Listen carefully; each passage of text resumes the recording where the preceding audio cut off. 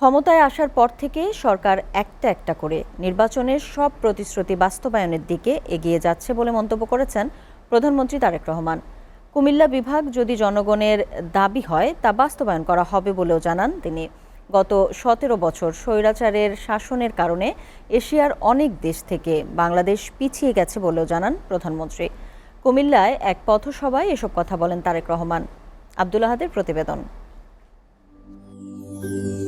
দীর্ঘ ২২ বছর পর চাঁদপুরের উদ্দেশ্যে শনিবার সকাল ৮:৩০টায় গুলশান বাসভবন থেকে যাত্রা করেন প্রধানমন্ত্রী তারেক রহমান।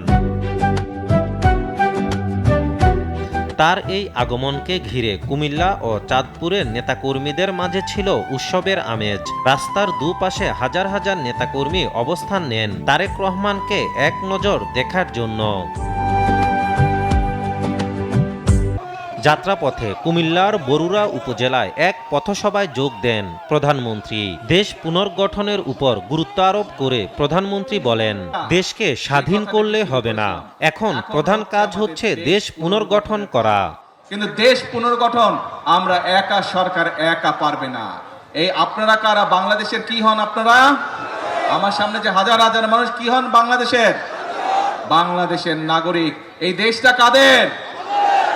অর্থাৎ বাংলাদেশের মানুষের জনগণ হচ্ছে এই দেশের মালিক। প্রিয় ভাই বোনেরা, সেজন্যই মালিক যখন নিজে দায়িত্ব নিয়ে তার দেশের দেখভাল করে তখনই দেশ সামনের দিকে এগিয়ে যায়। কুমিল্লা বিভাগের দাবি পূরণের আশ্বাসও দেন প্রধানমন্ত্রী।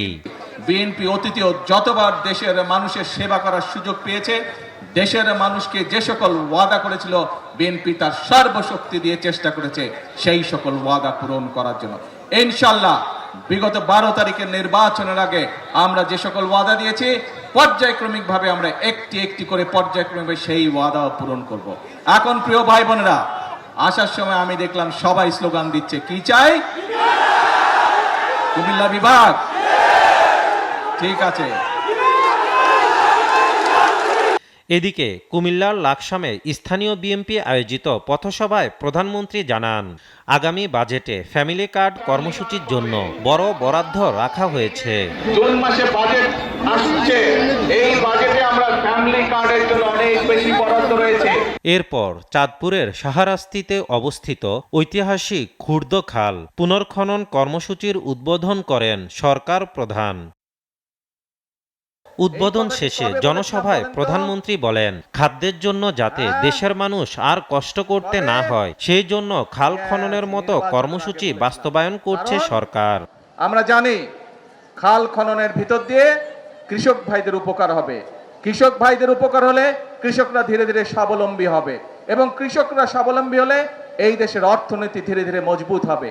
এই দেশের অর্থনীতি মজবুত হলে এই দেশের মানুষের অর্থনীতি মজবুত। দেশকে এগিয়ে নিয়ে যেতে সবাইকে প্রতিজ্ঞা করতে হবে বলেও জানান তারেক রহমান। এই এলাকার 7টা তাজা প্রাণ ঝরে গিয়েছিল স্বৈরাচার বিরোধী আন্দোলনে। 7টা তাজা প্রাণ কেন ঝরে গিয়েছিল?